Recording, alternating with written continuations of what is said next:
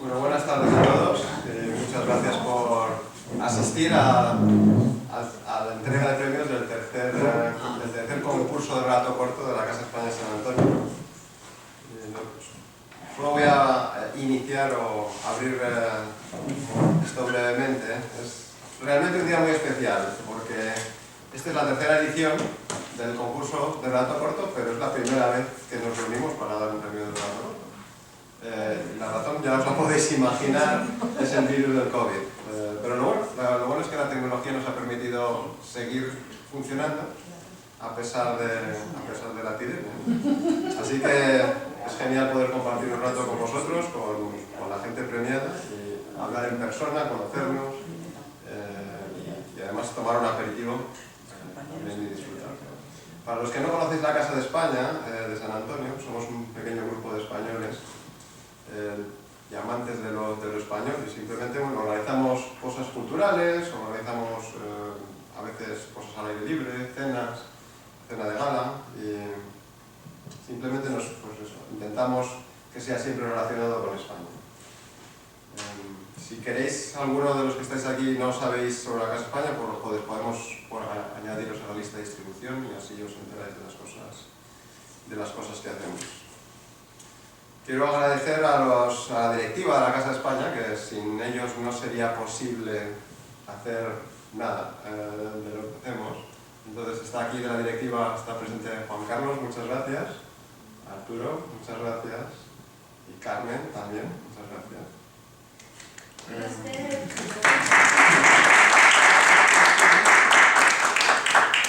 Quiero agradecer al jurado, del cual ha sido Juan Carlos el presidente. También han sido miembros el doctor Juan Carlos Moreno, es el presidente, y los doctores Antonio Grajera y Gabriela Saxton. A lo mejor os preguntáis por qué una organización tan pequeñita como la Casa de España de San Antonio organiza estos premios, que además nada menos que son internacionales. Y son internacionales de verdad porque ha habido entradas desde 3 países diferentes: España, Estados Unidos y México. Y hay muchos más países representados, porque el origen de la gente es de otros países. Bueno, la razón, o por supuesto una de ellas, es apoyar el español y la cultura española, y intentar que la gente escriba y se anime a escribir. Pero hay otra razón también para nosotros importante, que es un legado que queremos que quede de la Casa de España de San Antonio. Llevamos tiempo, esta directiva ya estuvo trabajando para la Casa de España. Bueno, no sabemos qué va a ocurrir en un futuro, pero esperamos que pase lo que pase, por lo menos el premio permanezca. O por lo menos que permanezca el tiempo suficiente mientras queda dinero para el premio. Entonces, esa es nuestra idea, intentar dejar un legado, y además un legado que creemos que es bonito, que apoya a la cultura. En fin, ya voy a pasar a darle la palabra al vicepresidente, a don Juan Carlos, disfrutar de este momento, porque sabéis que es muy preciado, lo hemos visto con la epidemia, y intentaremos comentar las obras y hablar con los autores, por supuesto, que es un privilegio poder estar aquí con ellos. Muchas gracias.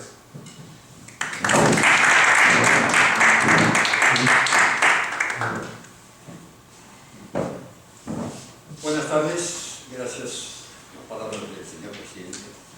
Aquí estamos en familia, así es que nada de señores y señoras.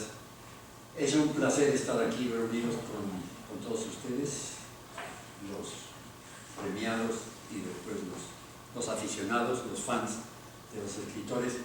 Sí, es la primera vez que nos reunimos porque los 2 premios anteriores, a causa del maldito coronavirus, no pudimos reunirnos, lo hicimos por Zoom. Pero bueno, ahora esta vez es posible, así es que es un gran agrado poder estar aquí juntos. Sí, 2 palabras sobre la Casa de España. Fíjense nomás que la Casa de España empezó oficialmente hace 44 años. Ahora vamos a festejar en el mes de noviembre 44 años que empezó la Casa de España. Al principio fue la reunión de familias españolas, y sobre todo esposas de norteamericanos que estaban en España, se vinieron. En todo caso querían reunirse para no perder el vínculo con España, que los hijos aprendieran español, hacer reuniones, celebrar una paella, en fin, más bien social. Así fueron pasando los años y fueron evolucionando un poco. Ya se intentó también hacer alguna cosa cultural, alguna visita, estuvo el rey Juan Carlos I, después estuvo Adolfo Suárez, en fin, se reunían las gentes. Hasta que hace ya 19 años que la nueva junta directiva, de la cual tenemos al señor presidente y los miembros, hace 19 años se dio un viraje bastante esencial, copernicano, digamos, grande. Y es que nos ampliamos reservando solamente a España lo social, abrir al mundo, a España por supuesto, y al mundo hispano en general, y no solo social sino cultural. Entonces en estos 19 años hemos tenido relación con las casas de Argentina, de Perú, de Chile, de Colombia, por supuesto con los mexicanos, el de Ateneo de México. O sea que relación con todos abierto, cada vez celebramos reuniones con ellos. Por ejemplo, cuando el premio Nobel a García Márquez, celebramos con los colombianos una gran ceremonia, una gran charla y fiesta después. Lo mismo con García Márquez, Carlos Fuentes también reunimos, pero no, con el peruano, famoso estos días en España, Vargas Llosa. En fin, todo el aceptamos. Eso por un lado, con diferentes países. Por otro lado, todos los aspectos culturales que se pueden abarcar. Tuvimos conciertos de piano, conciertos de contrabajo, tuvimos teatro, varios teatros con grupos españoles que vinieron por Estados Unidos y aprovechamos. O sea que música, arte, tuvimos exposición de pinturas, en fin, todo lo que fuera arte y relacionado con el mundo hispano. Hasta que justamente hace 3 años, con el coronavirus, primero se hizo un concurso para niños, aprovechando que los niños no salían, las escuelas cerradas, se hizo un concurso para niños de 3 categorías para que escribieran sobre el coronavirus o lo que se ocurriera. Y después el presidente pensó justamente en hacer más amplio y hacerlo para cuento o narración corta. ¿Por qué se eligió? ¿Por qué elegimos narración corta? Bueno, novela es una cosa mucho más seria, más larga, más complicada quizás. Poesía es más difícil, poesía, los poetas reunirlos. Y entonces se eligió, no porque fuera, no hay que menospreciar el relato corto, sería ofender a Jorge Luis Borges o a García Márquez, grandes, extraordinarios cuentos o narraciones cortas, sino para decir, bueno, quizás no lleva tanto tiempo, pero son pequeñas obras de arte, pequeños diamantes que hay que cuidarlos. No son cosas extensas, pero es un tema que se desarrolla y se hace. Entonces la Casa de España pensó que había que darle oportunidad a que la gente escribiera y participara. Acuérdense que Javier Marías, famoso escritor español, fallecido hace el mes de noviembre, ya decía que todos llevamos dentro el borrador de un cuento, una novela o una historia. Y hay que hacer, él decía, el trabajo de traductor, sacarlo de dentro y traducirlo a escritura moderna que la gente entienda.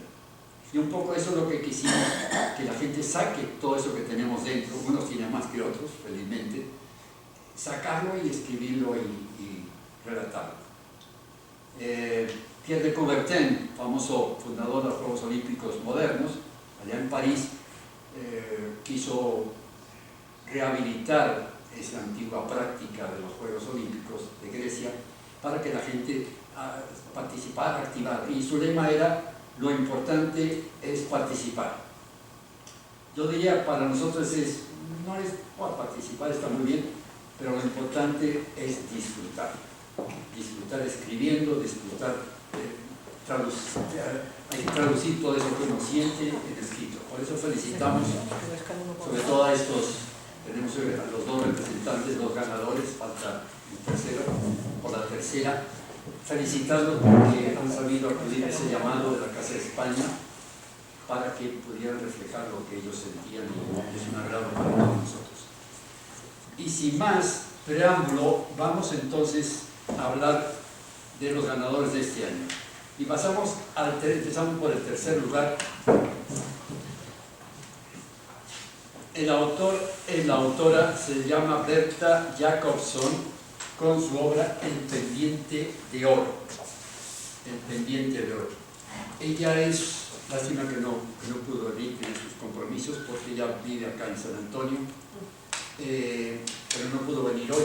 Entonces ella escribió El pendiente de oro. Es una linda historia, como las tres, una linda historia que tiene mucha relación con España. Es de alguien, Nicanor que vino de España, exiliado a México, y un poco trata de la relación de él con su madre, la del pendiente de oro, y con su hija. Entonces está muy interesante esa historia. Yo, para que tengan una idea, voy a leer, después leerán también ellos, por lo menos una parte, un trocito. Recuerden que todo esto va a quedar grabado y lo van a poder ver después en la página web, en el portal de la Casa de España, o sea que pues solo leo una parte y después, si les interesa, pues ahí pueden consultar y terminar de leerlo. El pendiente de oro comienza así. Nicanor exhaló el humo de su pipa y volvió a pensar en Chuchis. 3 días sin saber nada de ella. 3 días sin dormir, sin comer, sin atender su negocio. La ansiedad le oprime el pecho, ni siquiera reparó en la pestilencia de las frutas podridas y la verdura pasada. Su único interés era encontrar a su hija. Agotado tras recorrer la ciudad una y otra vez, se sentó en unas cajas al fondo de la bodega y fijó la vista en el viejo mapamundi que llevaba casi 30 años colgado en aquella pared. Allí colocó el único objeto de valor que trajo consigo cuando llegó a México en 1938. La diminuta joya, un pendiente de oro en forma de tachuela, había pertenecido a su madre y marcaba el mapa la villa de España que lo vio nacer. Cuando Chuchis era pequeña, Nicanor señalaba la tachuela en el mapa y decía: mira, yo crecí aquí. Luego deslizaba la mano grande y velluda a lo largo del océano Atlántico y detenía su dedo sobre la Ciudad de México para añadir: ahora vivo aquí. A continuación, la pueden leer después en el portal de la Casa de España. Un aplauso, sí, a ella.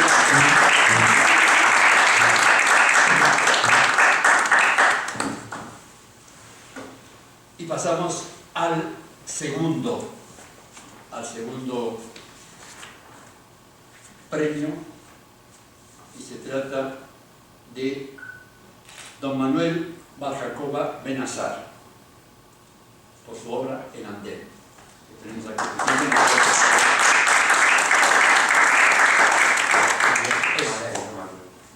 Manel, perdón, sí, disculpen. Muy interesante. Bueno, ya, vamos a hablar un poco con él. Yo les digo nomás el andén, por supuesto, un andén donde hay alguien que está sentado y está recapacitando. Es una especie de un monólogo interior, de uno que recapacita, piensa. Yo no sé si a ustedes les ha dado, pero a mí me encanta cuando viajamos a los aeropuertos, nada más sentarme a contemplar a la gente. Tanta gente distinta. ¿Y qué será? ¿Y aquel señor que viene? ¿Cuál será su vida? En cambio, él un poco empieza con eso, pero después es un relato interior. Está repasando cosas y, como les digo, es muy interesante, muy interesante. ¿Por qué se te ocurrió esto? ¿Por qué el andén? Ahora hay que confesarse, en confesión pública. Después se perdona. No, la verdad es que a mí siempre me han encantado los trenes. Entonces, y los tiempos de espera son tiempos que quizás desaprovechamos muchas veces, y ese momento en el que uno está sentado en un banco esperando, pues también puede ser un momento enriquecedor para uno mismo, ¿no? De reflexionar, de pensar, y un poco el personaje es lo que hace, se sienta a reflexionar sobre sus errores del pasado, sobre cosas que no le han gustado, y piensa también en el futuro, en lo que puede venir, y creo que es un momento bonito, y por eso pensé en un tiempo de espera, esperar el tren y tener ese momento para uno mismo. Qué bien. Has escrito ya otras ¿Has hecho otros cuentos, otras narraciones? ¿O es la primera vez? ¿O No, te gusta? Siempre desde pequeño me ha gustado escribir. Es la primera vez que presento un escrito. Bueno, en el instituto presenté alguno como trabajo de clase, pero ya como adulto es la primera vez que... ¿Por qué dices desde pequeño? Bueno, porque desde que tengo recuerdo he tenido siempre una libreta y he estado escribiendo y... ¿De dónde te viene ese gusto desde pequeño? Bueno, de mi padre, sin duda. ¿Padres? Sí, ¿No hubo ninguna abuela por ahí? No, lo que es el amor por la lectura de mis padres y de la escritura en concreto de mi padre, ¿no? De ver a mi padre escribir y que me leyera lo que él escribió, entonces imagino que gran influencia, por supuesto. Y que no te vas a parar ahí, ¿no? Vas a seguir. No, sin duda. Sí. O sea que te esperamos al próximo, sería el cuarto concurso internacional. Muy bien, qué maravilla. Te voy a pasar entonces tu escrito para que nos leas, por favor. Aún se quede sentado, de pie, como tú quieras, nos des esa primera parte para que la gente, hasta donde quieras, la primera página, para que todos veamos cómo empiezas y después nos den ganas de seguir leyéndote en la página web. Muchas gracias. Adelante. Había llegado pronto. Se sentó en un banco metálico a esperar. Lo sintió frío, pero le gustó esa sensación. Desde su asiento, observó la pantalla que indicaba todos los trayectos de la mañana, pero el suyo todavía no aparecía. Pasó los minutos con la mirada puesta en aquellos viajeros que iban y venían, y por un momento quiso comprender sus historias. En su cabeza tuvo la seguridad que el hombre mayor, que apenas podía empujar el carrito con sus maletas, iba a pasar sus últimos años en una zona costera. Un poco más a la derecha, dos jóvenes sonreían mientras se empujaban tímidamente, como si aquello que hubiera dicho la otra estuviera totalmente fuera de lugar. No supo muy bien por qué, pero se contagió de su energía y no pudo evitar mostrar una tímida sonrisa. Duró poco. Un grupo de personas uniformadas parecían algo nerviosas y revisaban pantallas y billetes con rostro serio. Hablaban un idioma que no supo identificar. Lo analizó un instante y se decidió que eran empresarios que viajaban para cerrar una venta o un contrato importante. Le llamó especialmente la atención el caminar firme de una pasajera. Había aparecido al final del andén y sin variar su dirección caminaba directamente en línea recta hacia el vagón número 7. Las puertas estaban abiertas y subió sin dilación. A través del cristal de la ventana se la veía dirigirse serena a uno de los asientos laterales. Sintió envidia, la seguridad de aquella mujer, el saber cuál era el siguiente paso, tener las cosas tan claras. La observó con celos nostálgicos por el pasado que pudo ser y no quiso. Se había equivocado tantas veces en la vida, especialmente en los últimos años, que por una vez quería hacer las cosas bien. Quería tener la determinación de aquella pasajera, tomar una decisión y sentirse cómodo, seguro, ilusionado. Hacía tanto tiempo que no sentía ilusión alguna.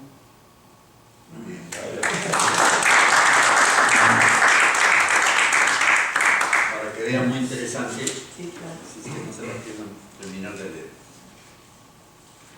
Y llegamos al momento culmine y no hay una sorpresa porque había dos ganadores, así que si no era él, tiene que ser nuestro amigo aquí presente.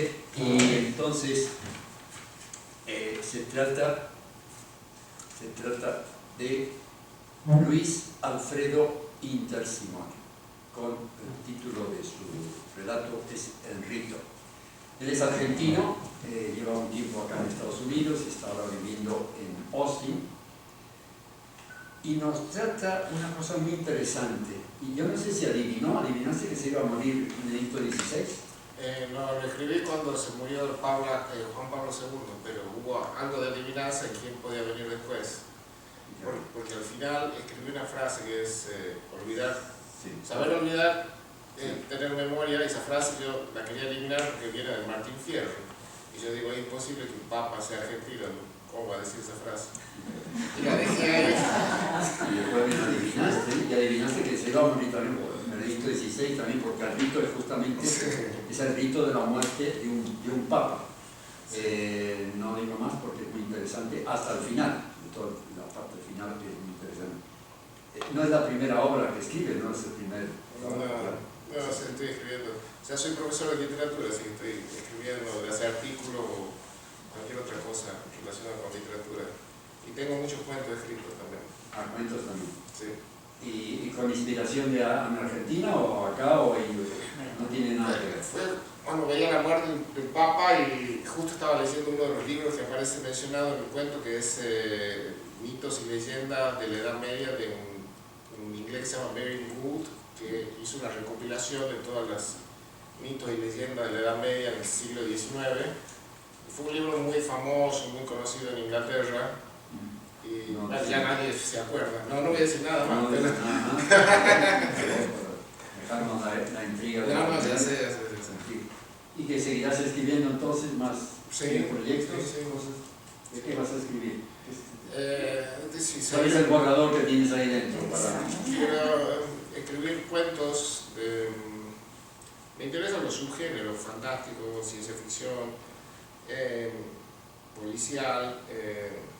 Pero tengo varios cuentos, ideas para desarrollar, pero me llevan por ahí mucho tiempo. Curiosamente te lo escribí en 4 horas, así que no es mucho. Pero por ahí hay algunos que llevan 1 año y medio, más. Claro, depende del tema, la inspiración que tengas. Sí, también sí, hacer un poco de investigación. O sea, ya tenía toda la investigación ahí, ya tenía todo el conocimiento sobre el rito mortuorio del Papa, así que no me llevó mucho tiempo.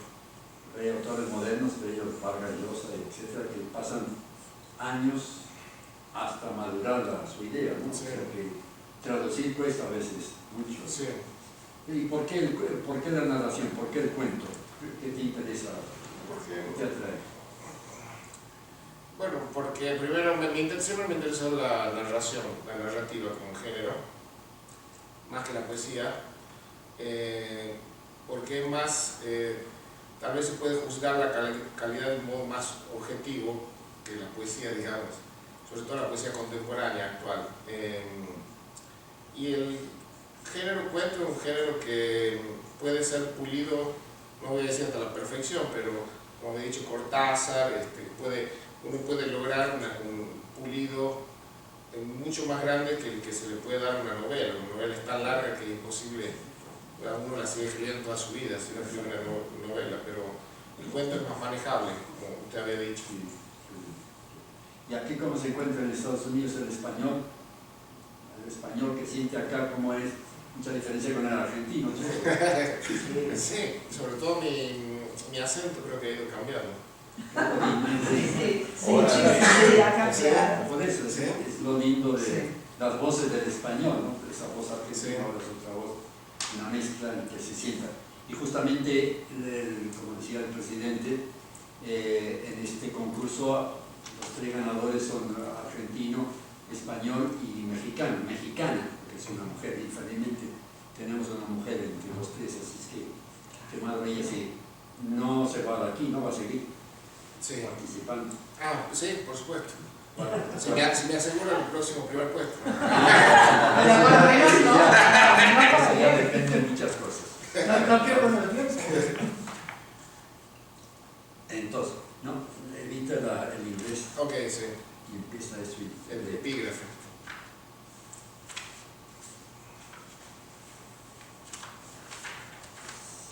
Sí, o sea, ¿Hasta ahí? sí.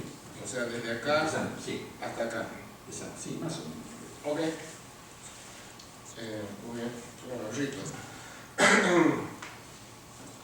El camarlengo abrió las puertas del aposento y lo recibió el murmullo de las máquinas y monitores que habían vigilado hasta pocos minutos antes el cuerpo del pontífice. Dejaba atrás el bisbiseo de Pater Nostri y las cofias de miles de beatas venidas de todos los rincones de la cristiandad. Lo acompañaban un oficial, el decano y el secretario de Estado, quien apenas cruzado el umbral refunfuñó con voz chillona de plañidera, exigiendo que se retirara todo el mundo, pues no quería ver ni una sola mujer en las cercanías, ni una dona. Las monjas, enfermeras y doctores se marcharon en silencio, con la cabeza gacha. No había nadie a quien dar el pésame. Esto no es asunto de mujeres. El decano lo calmó. Tranquilo, Giuseppe, Monseñor Angelo italianizaba su nombre en una señal de familiaridad. No pasa nada, tampoco es asunto de laicos varones. Pero el secretario seguía quejándose de que no debía haber nadie. Monseñor Eduardo intervino. Entonces también deberían retirarse ustedes. Por tradición, solo el camarlengo tenía permitido quedarse en la recámara final. Monseñor Giuseppe rechinó los dientes y empalideció, apretando los labios sin responder. Al cardenal camarlengo no le caía bien el secretario de Estado. En cierta ocasión lo había visto elevar el brazo derecho estando borracho y hacer el saludo nazi. Solicitado de explicaciones, dijo que esa era la manera de rendir pleitesía a los antiguos emperadores de Roma, cuya prolongación era la Iglesia Católica. Sí, a Monseñor Eduardo no le caía bien el secretario. Era poco sutil. Por suerte, eso reducía sus posibilidades en el cónclave. Más que un seguro papabile, era un gran elector. ¿Dónde está el anillo?, preguntó ahora, con una inflexión histérica. Se refería al sello papal del pescador que debía ser destruido frente al colegio cardenalicio. El decano intervino nuevamente para refrenarlo. Sí.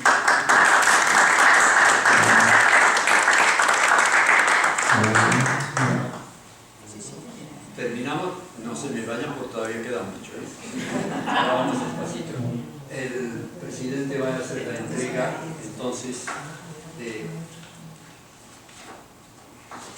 Aquí, el segundo premio y el cheque.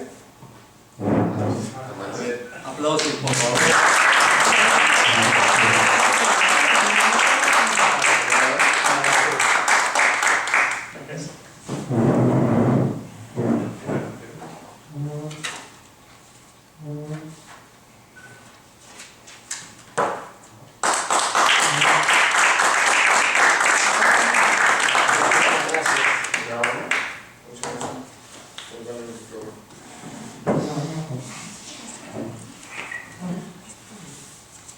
Y entonces ahora los ganadores y el respetable público tiene la palabra, así es que si quieren dar su opinión sobre el cuento corto, el concurso, qué le parece, si tienen ganas de escribir, quieren escribir, no saben escribir, en fin, saben escribir, todos sabemos escribir, pero claro, porque decía también Javier María,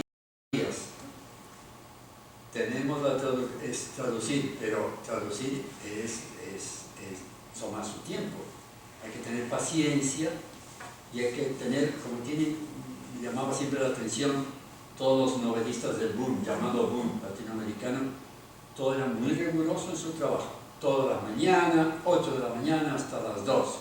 Después, la vida. Pero entonces para escribir, para producir algo, tiene que ser, yo me imagino que es su caso también, ¿no? Es tener un esquema riguroso de trabajo, metódico y paciencia, claro, del día a la mañana. Y como decía también Pablo Picasso, las musas no existen, pero si existen, que me toca cuando estoy trabajando. Si no se trabaja, Salamanca no presta. Así es que, ¿qué les parece entonces la escritura, el premio? ¿Les gustaría leer eso, por ejemplo, esos premios? ¿Cómo hacen lectura? ¿Cómo? Yo quisiera, A ver, venga. primero que nada, felicitarlos a los señores de la Casa de España, agradecerles que me hagan partícipe de sus actividades. Para mí, esto es un oasis en un momento muy fuerte de mi vida, y estar cerca de ustedes, que me inviten, que me tomen en cuenta y que me hagan compartir estos momentos muy gratos. Se los agradezco profundamente. Es un placer para nosotros también, por supuesto. Y los felicito por hacer lo que están haciendo, darle tribuna a estos señores. Verdaderamente la creatividad es algo que enriquece al mundo entero, pero nos enriquece a nosotros. Yo trabajo en estas áreas y eso es algo que cada uno de nosotros podemos hacer. Todos estamos capacitados. necesitado, esa es mi convicción, para todo. Pero, como bien decía Carlos, y decía Picasso, trabaja, trabaja, trabaja. No va a ser que venga el genio y no te encuentres trabajando. Entonces, eso es. Y afortunadamente, gracias a la Casa de España, tenemos esta oportunidad de trabajar, exponer lo que ustedes han hecho, muy bien hecho. Por supuesto que lo quiero leer todo, disfrutarlo todo. Y adelante, adelante. Yo, mi admiración profunda por lo que ustedes hacen.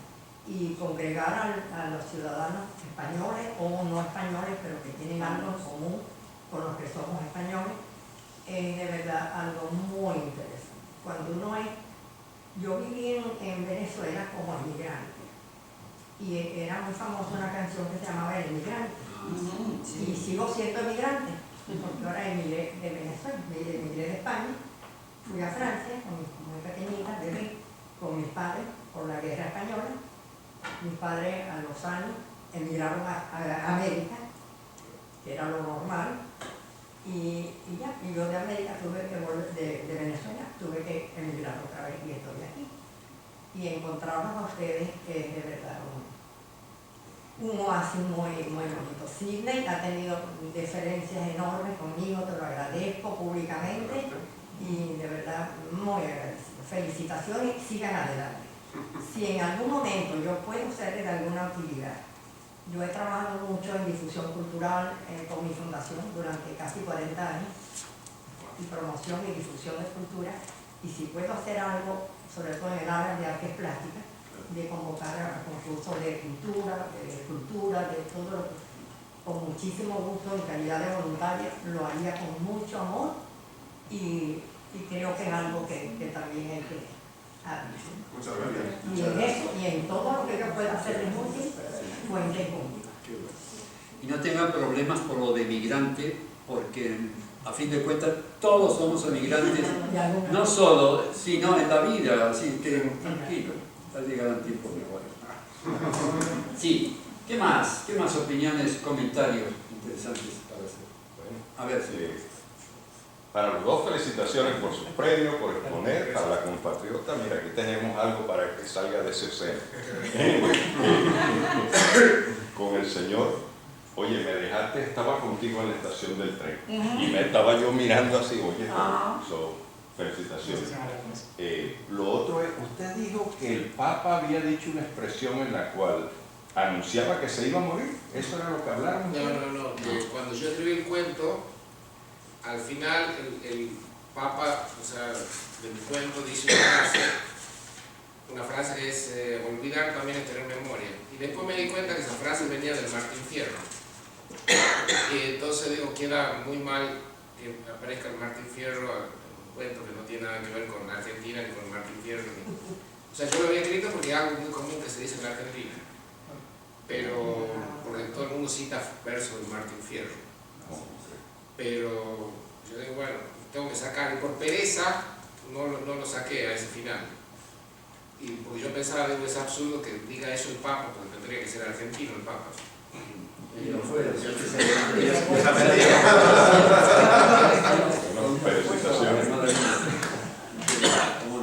No, pero lo lindo además, eso es lo lindo también de nuestro idioma en español, de idioma español. Que no hay un idioma español argentino, mexicano, sino que todo es el español. Que utilices una palabra, un término, bueno, enriquece, para eso estamos, digo, no es separación, es que muy bien que hubiera mencionado, sin decirlo, al famoso Martín Fierro, claro que sí, y esa filosofía del gaucho, qué maravilla, que todo el mundo aprovechamos, el español aprovecha eso. Qué bien. A ver, más opiniones, cosas, comentarios. Hombre, hablabais del tema, A ver, ¿quién? Hablabais del tema de la novela frente al relato breve y demás, y de pulir y no pulir y demás. Realmente el relato breve o relato corto es un género netamente americano. Entonces está muy bien que se cultive y que se premie aquí. La novela es algo más europeo, surge de Francia, surge de España, surge de Europa, ¿no? Entonces, lo más interesante es que se convoque muchas sobre el relato breve, pero ficción americano. Pero yo creo que tiene toda su esencia, ¿no? Que está muy bien. Claro.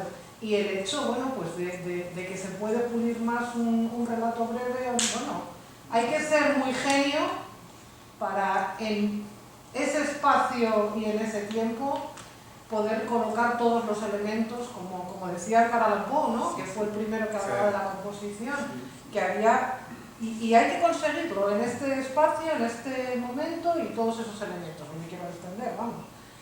Pero yo creo que hay que ser muy genio para poder hacer un relato breve redondo. Entonces, claro, es la enhorabuena a todo el mundo que se lanza a escribir un relato y que encima pues le premian, sobre todo ya los premiados, ya enhorabuena a los premiados, ¿no? Como se dice después de la lotería. Enhorabuena a los premiados. Y se me ocurre, mi ocurrencia, ¿no? Que a lo mejor se me echan encima. No sé si se os ha ocurrido preparar una publicación con los relatos premiados. Tendrías que ser la editora. Es más, os busco editorial. Yo os busco y os ofrezco una editorial. Lo que pasa es que es de León, España. Os ofrezco la editorial Eola, ya te lo digo. Buenísimo. Qué bien. No se nos ha ocurrido porque no estamos en el tema de la editorial. Nosotros lo publicamos en la web de la Casa España, pero hacer una publicación más formal, ¿por qué no? Claro, que a lo mejor eso, como ya tenéis de otros años, claro, si tenéis 9 relatos ya, ¿no? Con 9 relatos se puede hacer una buena publicación, con una buena introducción, con una edición un poco crítica de los cuentos. Esa era mi ocurrencia, mi aportación. Sí, como dicen en el básquet, somos una asociación de voluntarios. Damos nuestro tiempo, una organización sin fin de lucro, y eso se necesita mucho tiempo y no tenemos. Digo, o sea, bastante con lo que hacemos. Trabajo toda la semana trabajando. Que yo te lo dicto rápidamente. Bueno, y te busco la editorial para publicarlo. Perfecto, entonces sí, bueno, sería cuestión de hablar. Y se presentan las ferias del libro en Chicago, en Nueva York, fíjate, en Austin, en Madrid. Pues nada, Guau. ¡Claro! La de León, ¿no te suena la de León? Se habla con Héctor Escobar rápidamente. sí. Héctor Escobar y Natalia rápidamente. Que te pongas Hablaré contigo. Te damos luz verde. Yo, encantada, feliz. Mira, Queda anotado en el acta del día. qué bonito el español, a dónde se llega. Muy bien. Y si los ganadores están de acuerdo, pues adelante. Sí, si me pagan, sí. Los derechos de autor, no los cedas, no los cedas, ¿eh? No, ya están serios. No los mantienes. No, yo, bueno, por mi parte, agradecer, ¿no?, la organización de este certamen, que la verdad, pues, el poder escribir y después que alguien lo lea, a uno pues le llena el corazón. Agradecer a todos los presentes y animarlos a seguir para que otras personas que quizás, pues, como yo, están en casa y nunca se atreven a dar ese paso de presentar su trabajo, de presentar sus obras, pues animarlos también a que sigan haciéndolo. Y este tipo de iniciativa, la verdad, es de agradecer y de elogiar, y mi más sincera enhorabuena por lo que hacéis y por esta tarea maravillosa. Y enhorabuena también a los ganadores. Estoy muy derecho, así que yo voy diciendo que Felicitaciones. Felicitaciones. Claro, por Sí, supuesto. también que la Universidad de Pedro Carnados pues, está muy honrada de tenerlos aquí con nosotros. Este es un lugar que estaba comentando, ¿no?, que tenemos libros aquí que se publicaron hace muchísimo tiempo, son joyas literarias, pero qué bueno tener joyas literarias escritas ahora, ¿verdad? Fabuloso. Y teníamos como joyas literarias también el relato corto a don Juan Manuel, sobrino de Alfonso X el Sabio, claro, con mucha influencia árabe, ¿no? Pero de nuevo que el relato corto ha evolucionado mucho y estamos tan deseosos de leer, de disfrutar esas joyas literarias. Así que felicitaciones, muchas gracias. Muchas gracias. Gracias a la profesora María por permitirnos usar esta sala. Todo lo contrario, esta sala sin esta actividad es una sala vacía. Estamos aquí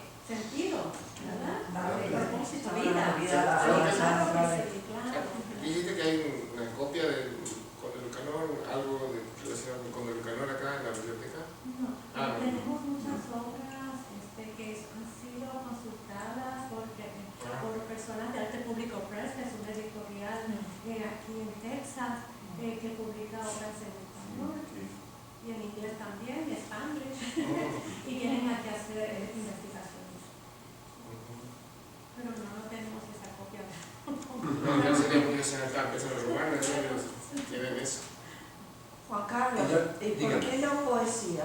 ¿Perdón? ¿Por qué no poesía? Yo es que me gusta la poesía, yo escribo algo muy mal, pero lo mío es la poesía, lo mío es la poesía. Se puede poner el relato corto y poesía.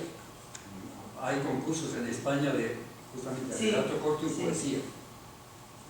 Se puede discutir la mesa directiva y lo importante es eso, es para que participen gozando, disfrutando. O sea, si te gusta hacer poesía, ¿cómo no? Te animamos, escribe, preséntate. Sí, escribo muy mal, pero escribo. Bueno, lo presento. Disfrutar escribiendo, eso es lo que...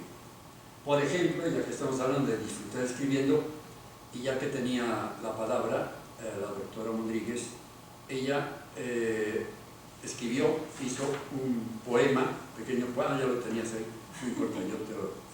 Pequeño poema sobre Sor Juana de la Cruz, justo en el aspecto... Bueno, tú explícalo. Pues es un poema muy corto sobre Sor Juana Inés de la Cruz, que todos conocemos. Este poema fue publicado en la revista literaria Cricket de la Universidad de Berlín-Internado. Es el departamento de inglés, así que el original es en español, el publicó en español y también la traducción al inglés, ¿no? No sé qué lo leo. Sí, por favor. Bien, dice, se titula De todas la mejor. Dicen que Sor Juana, con su propia sangre, escribió: de todas las mujeres yo soy la peor. No le crean, no. De todas las mujeres quizás fue la mejor. A todas nos enseñó que la cabeza no es un accesorio de decoración, no es un hueco calabazo, no es un eco de otra voz. Lo que apena es que a Sor Juana no le fuera mejor. El hábito que le daría alas en camisa de fuerza se tornó. Bajó la cabeza a inferiores, siendo ella superior. Su siglo le quedaba chico, su talla era mucho mayor. Su único y ridículo pecado fue nacer mujer y no varón.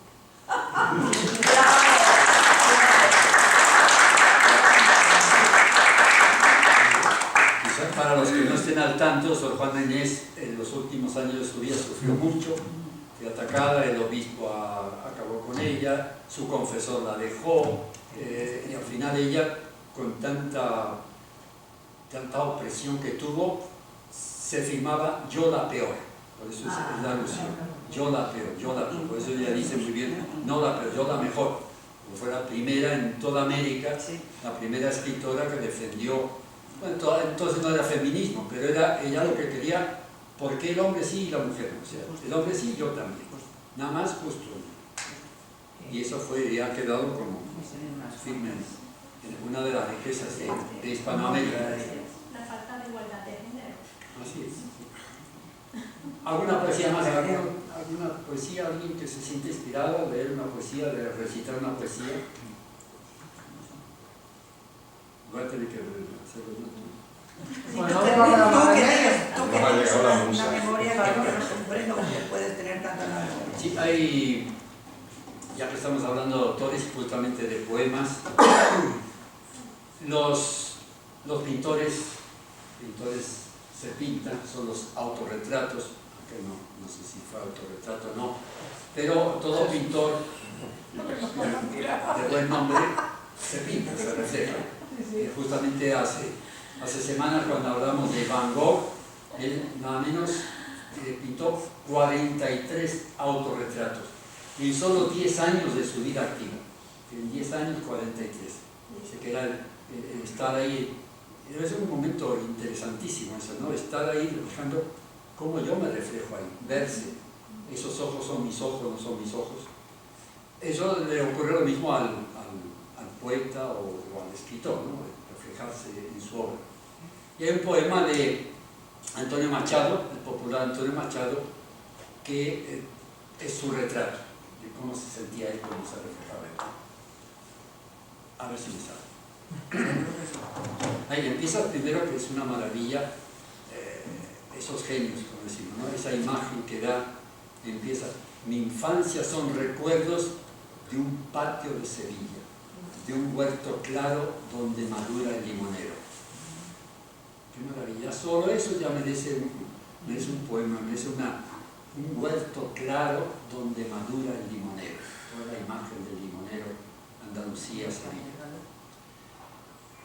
Mi infancia son recuerdos de un patio de Sevilla, de un puerto claro donde madura el limonero. Mi juventud, 20 años en tierra de Castilla. Mi historia, algunos casos que recordar no quiero. Ni un seductor mañara, ni un bradomín he sido. Ya conocéis mi pobre hijo indumentario.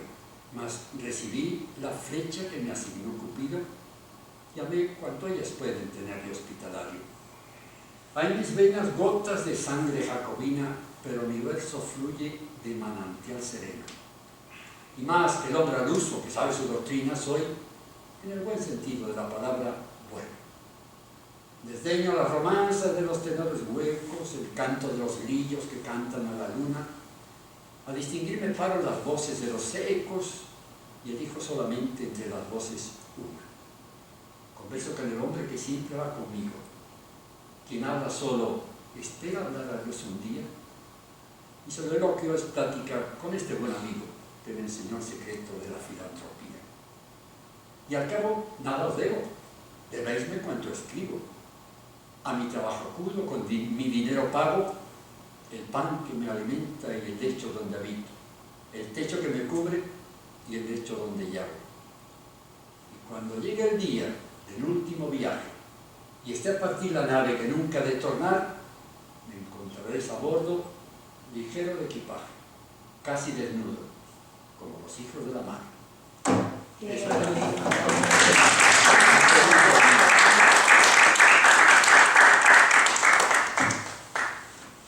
que nada más otros, ¿no? Nadie se anima. Nadie se anima. No nos ha llegado la música. ¿Quieren otra?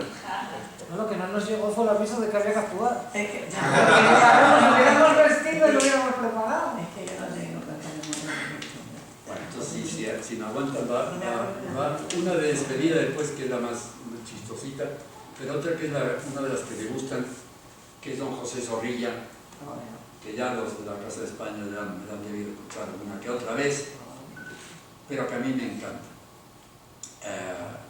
Se titula Corriendo van por la Vega, de José Zorrilla, romántico español, autor teatral, don Juan, pero también de lindos poemas. Y entonces él alude a esa situación de cuando los árabes estaban en España, en Andalucía, y hay uno de los capitanes árabes que llega a una población y se rapta a nada menos que al león, rapta a una cristiana y se la lleva. Entonces cuando llegan ya a Granada hay esa conversación entre los dos. Y dice: corriendo van por la Vega las puertas de Granada más de 40 gomeles y el capitán que los manda. Al entrar en la ciudad, parando su yegua blanca, hablóse una mujer que entre sus brazos lloraba. Enjuga el llanto, cristiana, no me atormentes así, que tengo ya mi sultana un nuevo Edén para ti. Tengo un palacio en Granada, tengo jardines y flores, tengo una fuente dorada con más de 1000 surtidores. En la Vega del Genil tengo parda fortaleza, que será reina entre 1000 cuando encierre tu belleza. Por toda una orilla se extiende mi señorío, ni en Córdoba ni en Sevilla hay un parque como el mío. Y olmos tengo en mi alameda que hasta el cielo se levantan, y en redes de plata y seda tengo pájaros que cantan. Y tú, mi sultana, eres, que desiertos mis salones están, mi harén sin mujeres, mis oídos sin canciones. Yo te daré terciopelos y perfumes orientales, de Grecia te traeré velos, de Cachemira chales, y te daré blancas plumas para que adornes tu frente, más blancas que las espumas de nuestros mares de oriente, y perlas para el cabello, y baños para el calor, y collares para el cuello, para los labios, amor. ¿Qué me valen tus riquezas?, respondióle la cristiana, si me quitas a mis padres, mis amigos, mis damas, vuélveme moro a mis padres y a mi patria, con mis torres de león valen más que tu granada. Escuchó la impasse del moro y manoseando su barba, dijo como quien medita en la mejilla una lágrima: si tus castillos mejores que nuestros jardines son tus flores más bellas por ser tuyas el león, y tú diste tus amores a alguno de tus guerreros, hurí de Belén, no llores, vete con mis caballeros. Y dándole su caballo y la mitad de su guardia, el capitán de los moros volvió en silencio la espalda. Eso es todo.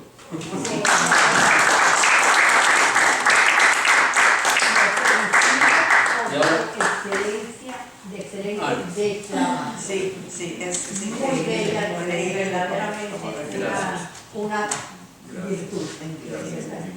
No, y ahora quiero terminar con la última, que eso sí para los españoles, me imagino que en todos los países igual, pero en España, en mi época, me imagino que la tuya quizá también, nos hicieron aprender cantidad de nombres de la historia, de puentes, de ríos, de lagos, de todo el mundo. Y llega un momento que los alumnos, en algún momento dado, se confunden, se mezclan todos. Entonces hubo un profesor interesante que hizo un poema justamente relatando el examen de un alumno, el examen de historia. Y la pregunta que le hacen es sobre Viriato. Viriato, como recuerdan, dicen que es el primer héroe, se lo pelea entre España y Portugal porque estaba en la zona que entonces no había división, pero que hoy día es en parte España, Andalucía y sur de Portugal. Fue un pastor, estaba con sus ganados, sus cosas, y cuando vinieron, invadieron España, porque España también fue invadida varias veces. Cuando invadieron los romanos, quisieron apoderarse de esa región y no podían con Viriato. Era un astuto, ya él empezó con lo que después sería también típico en España, las guerrillas.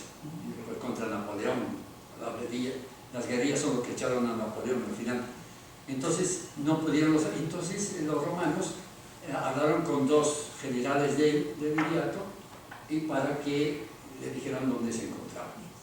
Entonces esto le dijeron, y a los romanos lo asesinaron. Cuenta la historia que estos dos fueron después a los romanos y la respuesta fue: Roma no paga a los traidores. Así que se quedaron sin nada. Bueno, eso entonces de Viriato, pero estamos en el examen. Don Lucas Prade y Regato se aproxima un mozalbete. A ver, lección 17. Viriato.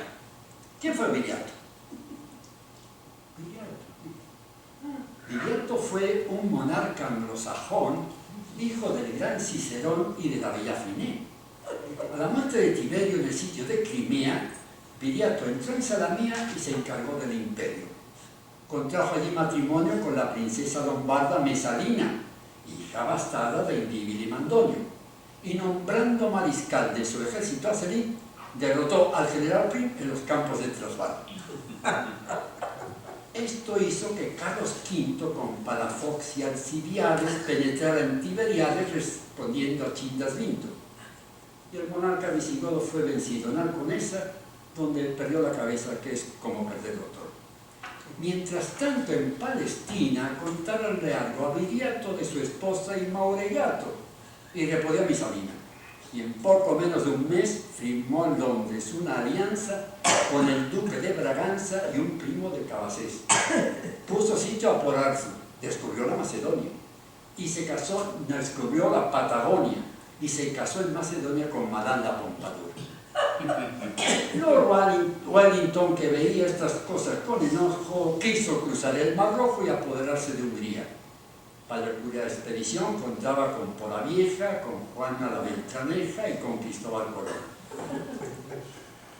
En esto la Pompadour, que se encontraba en Armenia, enferma de neurastenia, llamó a Tolosa la Tour y aunque el doctor era un hombre diligente, cuando pulsó la presente era demasiado tarde.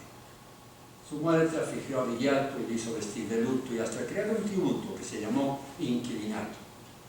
Y harta de tanta viudez, dijo a la esposa de Eurico: te llevaré a Puerto Rico en un cascarón de nuez.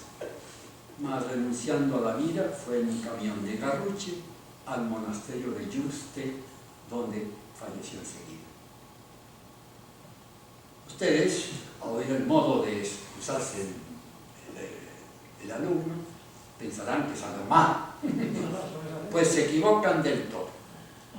Al terminar su labor, dijo el presidente a Prada: no está usted conforme en nada con ningún historiador, mas de todo cuanto le oí, si no ha sucedido así, pudo muy bien suceder, mientras no se demuestre lo contrario, puede asentarse. Y le dio sobresaliente.